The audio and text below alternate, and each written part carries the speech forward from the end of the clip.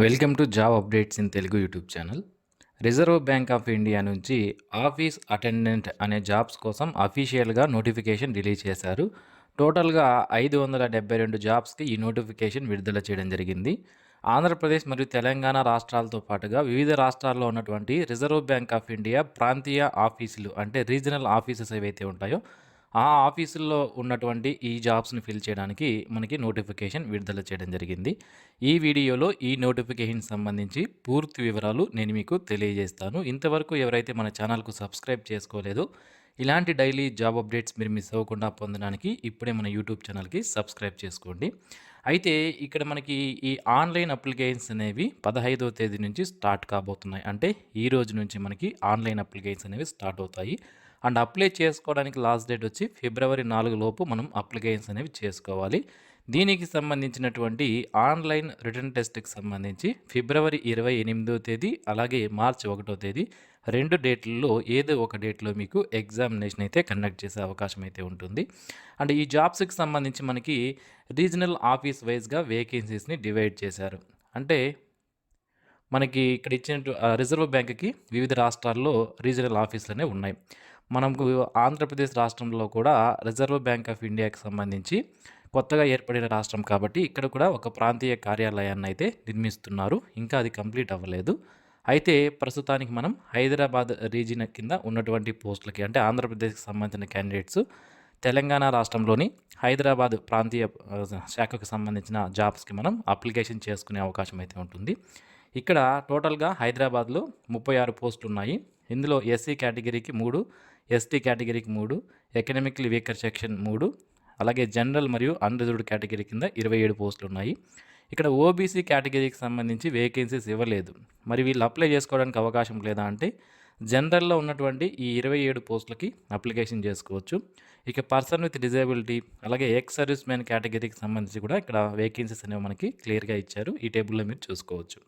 అలాగే హైదరాబాద్ రీజియన్‌కే కాకుండా రీజనల్ ఆఫీస్‌కే కాకుండా వివిధ ఆఫీసుల్లో ఎన్ని వేకెన్సీస్ ఉన్నాయనేది మనం ఈ టేబుల్‌లో క్లియర్‌గా చూసుకునే అవకాశాన్ని కల్పించారు.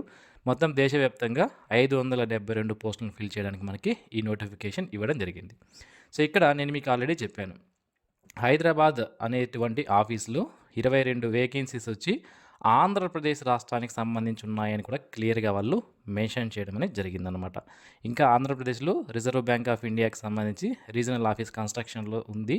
ఇంకా కంప్లీట్ అవ్వలేదు కాబట్టి ప్రస్తుతానికి హైదరాబాద్‌లోని ఇంక్లూడ్ చేసి ఆ వేకెన్సీస్‌ని మనకి ఇవ్వడం జరిగింది. ఇక ఈ జాబ్స్‌కి ఎవరైతే అప్లికేషన్ చేసుకోవాలి అనుకుంటున్నారో మీకు కావాల్సినటువంటి క్వాలిఫికేషన్స్ ఏంటంటే జస్ట్ మనం 10th క్లాస్ పాస్ అయింటే సరిపోతుంది. ఈ జాబ్స్‌కి మనం అప్లికేషన్ చేసుకోవచ్చు. ఇతర ఏ క్వాలిఫికేషన్స్ కానీ, కంప్యూటర్ సర్టిఫికేట్స్ కానీ మనకి ఏమీ అవసరం లేదు. జస్ట్ మనం 10th క్లాస్ పాస్ అయినటువంటి క్వాలిఫికేషన్ మన దగ్గర ఉంటే సరిపోతుంది. మనము ఈ జాబ్స్‌కి అప్లికేషన్ చేసుకోవచ్చు. సో ఇండియన్ సిటిజన్స్ అందరూ కూడా అప్లై చేసుకునే అవకాశం అయితే ఉంటుంది. అండ్ ఏజ్ విషయానికి వస్తే 18 నుంచి 25 సంవత్సరాల మధ్యలో ఉన్నటువంటి క్యాండిడేట్స్ ఈ జాబ్స్‌కి అప్లికేషన్ చేసుకోవచ్చు. 1/1/2026 నాటికి మనం దీని యొక్క ఏజ్ డీటెయిల్స్ అనేవి చూసుకోవాలి. ఎవరైతే ఎస్సీ, ఎస్టీ కేటగిరీకి సంబంధించిన వాళ్ళు ఎవరైతే ఉన్నారో వీళ్ళు 30 సంవత్సరాల వరకు ఉన్నటువంటి అభ్యర్థులు అప్లై చేసుకోవచ్చు. ఓబీసీ అయితే 28 సంవత్సరాల వరకు ఉన్నవాళ్ళు, పర్సన్ విత్ డిజేబిలిటీ అయితే 10 సంవత్సరాల ఏజ్ రిలాక్సేషన్ అనేది ఉంటుంది. ఎక్స్ సర్వీస్ మ్యాన్‌కి వాళ్ళ సర్వీస్ రూల్స్‌ని బట్టి ఉంటాయి. అది ఏజ్ రిలాక్సేషన్ అనేది మీరు చూసుకోవచ్చు. ఇక సెలక్షన్ ప్రొసీజర్ అనేది ఏ విధంగా ఫస్ట్ మనం క్వాలిఫికేషన్ చూద్దాం. ఈ క్వాలిఫికేషన్ దగ్గర ఎక్కువ మంది అడుగుతున్నటువంటి డౌట్ ఏంటి అంటే నేను 10th క్లాస్ పాస్ అయ్యాను. కాకపోతే ఓపెన్ కేటగిరీలో అంటే ఓపెన్ డిస్టెన్స్ మోడ్ ఎడ్యుకేషన్ ద్వారా నేను 10th పాస్ అవ్వడం జరిగింది. మరి నేను అప్లికేషన్ చేసుకోవచ్చా అని చాలామంది అడుగుతున్నారు. మీరు ఓపెన్‌లో 10th చదివినా కూడా అప్లికేషన్ చేసుకోవచ్చు. డిస్టెన్స్ మోడ్‌లో చదివినా కూడా అప్లికేషన్ చేసుకోవచ్చు. కాకపోతే మీరు చదివినటువంటి 10th క్లాస్ సర్టిఫికేట్ ఏదైతే ఉందో అది ఎవరైతే ఇచ్చారో మీకు ఆ ఇన్‌స్టిట్యూట్ గానీ, స్కూల్ గానీ లేదా ఏదైతే ఉందో సంస్థ అది యూనివర్సిటీ గ్రాంట్స్ కమిషన్ ద్వారా రికగ్నైజేషన్ అనేది పొంది ఉండాలి. గుర్తింపు పొంది ఉండాలి. అప్పుడు మీరు అప్లై చేసుకునే అవకాశం అయితే ఉంటుంది. And 10th class pass qualification కూడా మనకి 1/1/2026 నాటికి మనం పాస్ అయినట్లు చూపించాల్సి ఉంటుందన్నమాట. ఇక సెలక్షన్ ప్రొసీజర్ విషయానికి వస్తే సెలక్షన్ మనకి 2 స్టేజ్‌ల్లో ఉంటుంది. ఫస్ట్ ఆన్‌లైన్ టెస్ట్ ఉంటుంది. అండ్ దాని తర్వాత లాంగ్వేజ్ ప్రొఫిషియన్సీ టెస్ట్ అనేది ఉంటుంది. సో దీనికి సంబంధించిన వివరాలు చూద్దాం. ఫస్ట్ ఆన్‌లైన్ టెస్ట్‌కి సంబంధించి ఇందులో 4 సబ్జెక్ట్స్ ఉన్నాయి. రీజనింగ్ నుంచి 30 క్వెషన్‌లు, ఇంగ్లీష్ నుంచి 30 క్వెషన్‌లు, జనరల్ అవేర్‌నెస్ నుంచి 30, న్యూమెరికల్ ఎబిలిటీ నుంచి 30. ఈ విధంగా టోటల్ 120 క్వెషన్స్ ఉంటాయి. అండ్ 120 మార్క్స్‌కి మనకి ఎగ్జామినేషన్ కండక్ట్ చేస్తారు. 90 మినిట్స్ 1½ అవర్ మనకి టైం అనేది ఈ రిటన్ టెస్ట్‌కి సంబంధించి ఇస్తారు.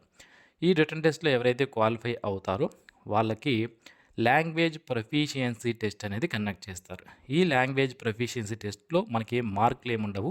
బట్ మనము క్వాలిఫై అవ్వాల్సి ఉంటుందన్నమాట. మన లోకల్ లాంగ్వేజ్ ఏదైతే ఉంటుందో మన స్టేట్‌కి సంబంధించి, సో ఆంధ్రప్రదేశ్ మరియు తెలంగాణ వాళ్ళకి లోకల్ లాంగ్వేజ్ అనేది తెలుగు కాబట్టి, ఆ తెలుగు చదవడం, రాయడం, మాట్లాడడం అనేది మనకి ఈ లాంగ్వేజ్ ప్రొఫిషియన్సీ టెస్ట్‌లో మనకి టెస్ట్ చేస్తారు. ఇందులో మీరు క్వాలిఫై అయితే సరిపోతుంది. మార్క్స్ అనేవి మనము స్కోర్ చేయాల్సిన అవసరం అనేది లేదు.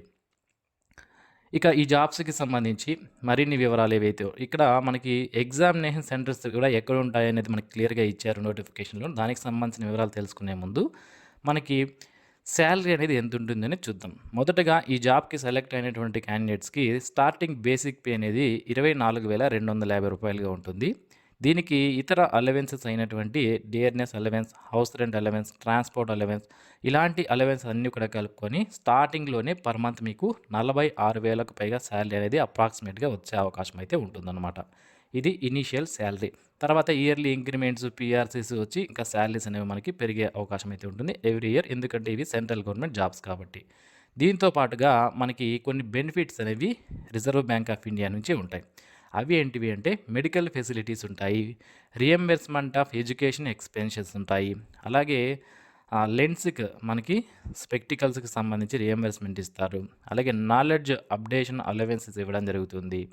అలాగే రెసిడెన్స్ అనేది ఇస్తారు. ఒకవేళ ఇవ్వలేదంటే హౌస్ రెంట్ అలవెన్స్ అనేది ఇస్తారు. గ్రూప్ టర్మ్ ఇన్సూరెన్స్ అనేది కల్పించడం జరుగుతుంది. Vehicle insurance, convenience allowance, leave fair convention ఇలాంటి బెనిఫిట్స్ అన్నీ కూడా యాజ్ పర్ ఆర్‌బీఐ రూల్స్ ప్రకారం మనకి వీళ్ళు టైమ్ టు టైమ్ అందించడం జరుగుతుంది. ఇక ప్రీ ఎగ్జామినేషన్ ట్రైనింగ్ ఇది మీకు స్టార్టింగ్‌లోనే చెప్దాం అనుకున్నాను. ఓకే. అయితే ఇది ఎందుకోసం ప్రీ ఎగ్జామినేషన్ ట్రైనింగ్ అనేది ఎవరి కోసం అంటే ఇది ఎస్సీ, ఎస్టీ, ఓబీసీ మరియు పర్సన్ విత్ డిజేబిలిటీ క్యాండిడేట్స్ ఎవరైతే ఉంటారో వీళ్ళ కోసం ట్రైనింగ్ అనేది ఆన్‌లైన్ మోడ్‌లోనే కండక్ట్ చేస్తారు. ఆన్‌లైన్‌లోనే కండక్ట్ చేయడం జరుగుతుంది. మీ ఫోన్ ద్వారా కూడా మీరు చూసుకోవచ్చు. ఈ ప్రీ ఎగ్జామినేషన్ ట్రైనింగ్ అనేది మనకి ఎగ్జామినేషన్ కండక్ట్ చేస్తారు కదా! మనకి online examination.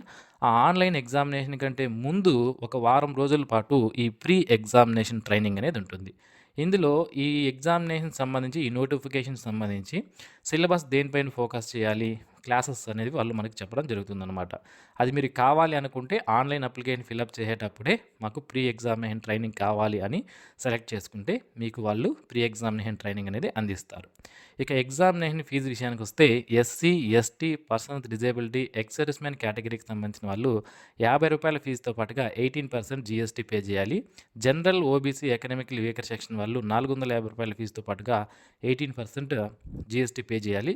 Already reserve bank of ఇండియాలో ఎవరైతే క్యాండిడేట్స్ వర్క్ చేస్తుంటారో వాళ్ళు ఈ జాబ్స్‌కి అప్లై చేయాలనుకుంటే వాళ్ళు ఎటువంటి ఫీజు పే చేయాల్సిన అవసరం లేదు. డైరెక్ట్‌గా వీళ్ళు అప్లికేషన్ అనేది చేసుకునే అవకాశం అయితే ఉంటుంది. ఇక ఈ నోటిఫికేషన్‌కి సంబంధించి ఇంపార్టెంట్ ఇన్ఫర్మేషన్ అంతా చూసాం. మరి ఎగ్జామినేషన్ సెంటర్స్ ఎక్కడుంటాయి అనేది నేను మీకు క్లియర్‌గా తెలియజేస్తాను. సో, మనకి ఈ నోటిఫికేషన్‌లోనే చివర్లో ఎగ్జామినేషన్ సెంటర్స్ స్టేట్ వైస్‌గా ఎక్కడెక్కడ ఉన్నాయి అనేది ఇచ్చారు. ఇంకా చాలామందికి ఉన్నటువంటి డౌట్ ఏంటి అంటే మనకి ఎగ్జామినేషన్‌లో ప్రిలిమ్స్, మెయిన్స్ అలా ఏమన్నా ఉన్నాయా? టైర్ 1, టైర్ 2 అని అడుగుతున్నారు. సో, అలా ఏం లేదు. మనకి సింగిల్ ఎగ్జామినేషన్ మాత్రమే ఉంటుంది. ఆ సింగిల్ ఎగ్జామినేషన్‌లో క్వాలిఫై అయిపోయిన వాళ్ళకి మెయిన్ ఎగ్జామినేషన్ అనేది కండక్ట్ చేస్తారు.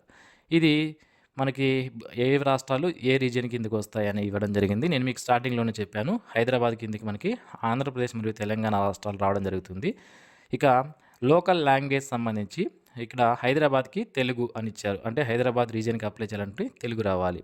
ఇక medium of examination question paper అనేది ఏ లాంగ్వేజ్‌లో ఉంటుంది అని కూడా ఇవ్వడం జరిగింది. మనకి హైదరాబాద్ రీజియన్‌కి సంబంధించి ఇంగ్లీషు, హిందీ, తెలుగు మరియు ఉర్దూలో కూడా క్వెషన్ పేపర్ అనేది రావడం జరుగుతుందన్నమాట. ఎగ్జామినేషన్ సెంటర్స్ విషయానికొస్తే ఆంధ్రప్రదేశ్‌లో చీరాల, కాకినాడ, కర్నూలు, నెల్లూరు, రాజమండ్రి, తిరుపతి, గుంటూరు లేదా విజయవాడ, విశాఖపట్నం, విజయనగరం, హైదరాబాద్, కరీంనగర్, ఖమ్మం, వరంగల్‌లో ఎగ్జామ్ సెంటర్స్ ఉన్నాయి. తెలంగాణ రాష్ట్రానికి సంబంధించి ఎగ్జామినేషన్ సెంటర్స్ చూసుకున్నట్లయితే మనం ఇందులో హైదరాబాద్, కరీంనగర్, ఖమ్మం మరియు వరంగల్‌లో ఎగ్జామ్ సెంటర్స్ ఇవ్వడం ఇవ్వడం జరిగింది. ఓకే. సో, ఇది ఫ్రెండ్స్ ఈ నోటిఫికేషన్ సంబంధించిన వివరాలు. ఈ వీడియో మీకు నచ్చినట్లయితే లైక్ చేయండి. Thanks for watching. Have a nice day.